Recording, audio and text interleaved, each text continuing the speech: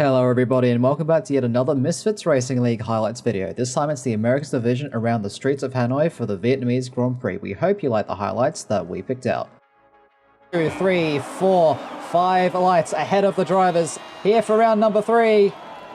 It's lights out and away we go. Looks like it's been a pretty decent start so far. Lots of jostling for position already. We can see that the Mercedes is looking up the inside of S King. Maxime B trying to make his way around the outside of turn 1. There's already been a 3-second time over corner cutting. There's a yellow flag. I think someone's around. I think it's one of the Haas's. I think it's Jay Fasai there. But if we just go down this grid a little bit further, looks like it seems to have navigated the first roundabout pretty okay. There's actually, as I said, another spin. That's Max Senna in the Red Bull. He's around at the exit of turn 3.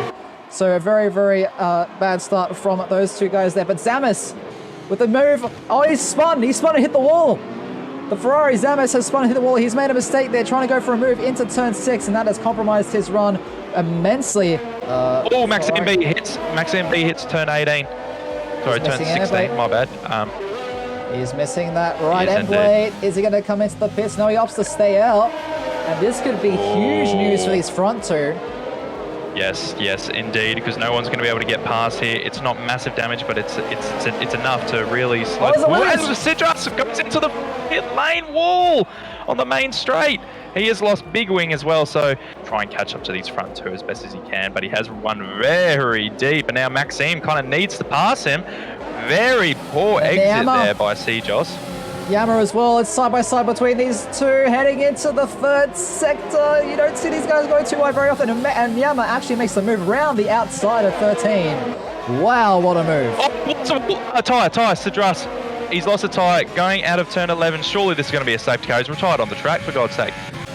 Yeah, it's certainly enough to see physical damage, but BTFU actually on the two McLarens, there's a tap. BTFU is running to the back of Maxime, there's even more damage. And Maxime has to brake early, and BTFU just wasn't expecting it. Now BTFU's got damage as well.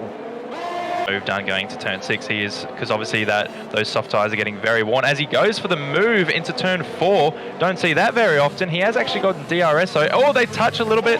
He does get the better exit and DRS wide open. He should get this move done. But look at Aphrodite in the party. He goes on the inside of Cappy, gets a move done, but here we go into the braking area.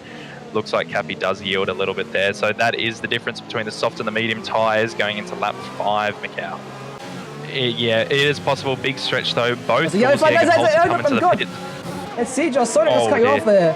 Sejos has spun it at what it looks like between turns 4 and 5, and he is really struggling to try and get that car turned around. And yes, he's actually suffered damage as well on that left-hand side. Very close there between himself and Gauzy Egg. He's trying to look around the outside on those cold but fresh hards, and he looks like he's gotten it done.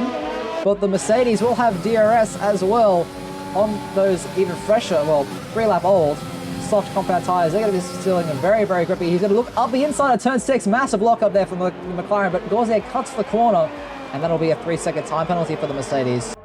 I think, actually, Gauzy. Oh my goodness, Gauzy's just turned into the wall. Gauzy has hit the wall at the apex of turn 10, trying to find a way past the Red Bull, and now that is a missing right end plate. Rob? Oh, is it a Ferrari? Yeah, that is a Ferrari. It's a Ferrari of Stryfium between turns 22 and 23. It looks like he just got a bit hot coming out of the penultimate corner and has completely spun that car around straight into the wall.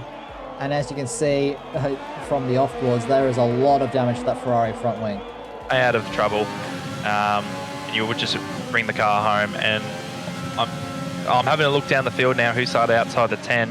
I think probably that is a massive dive. Yeah, massive dive there from Tom Hawk TV on those fresh stops. He's going to get another one as well. Lakino nursing that Alfa Romeo with wing damage. No, not quite.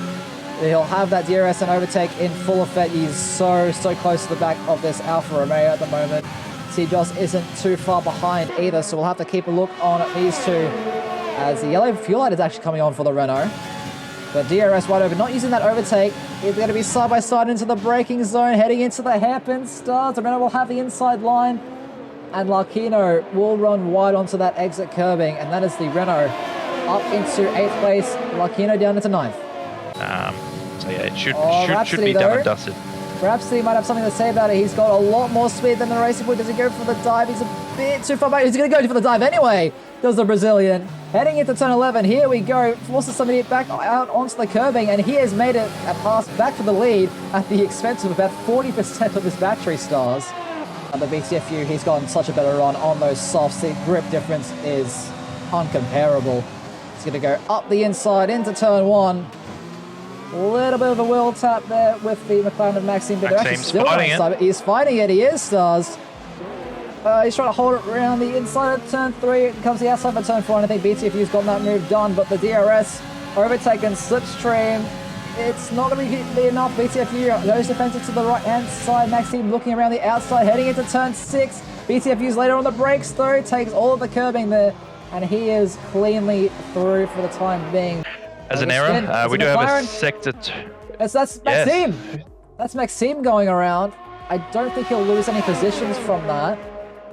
But, he might lose it to Tomahawk, maybe. He might. Tomahawk is coming very, very quickly. But some idiot will cross the line to take the win in this race. We'll now jump back up on board, and he's got a puncture. He's got a puncture! He's got a puncture on his hards. That's why he spun. Oh no, he's got a right rear puncture in that McLaren when it was looking so good. Across the line in 7th. Looks like Sejos will come across in 8th. Has Zamastan enough? Actually, no, he won't. Sejos is out. Sejos has crashed at the last corner before crossing the line. And McLaren... Maybe he got a puncture. Maybe. We weren't running on board, so we'll have to look at that post-race. But that means McLaren will score 0 points when they're on for a double points finish halfway through the last lap, Stars. They will score a big fat donut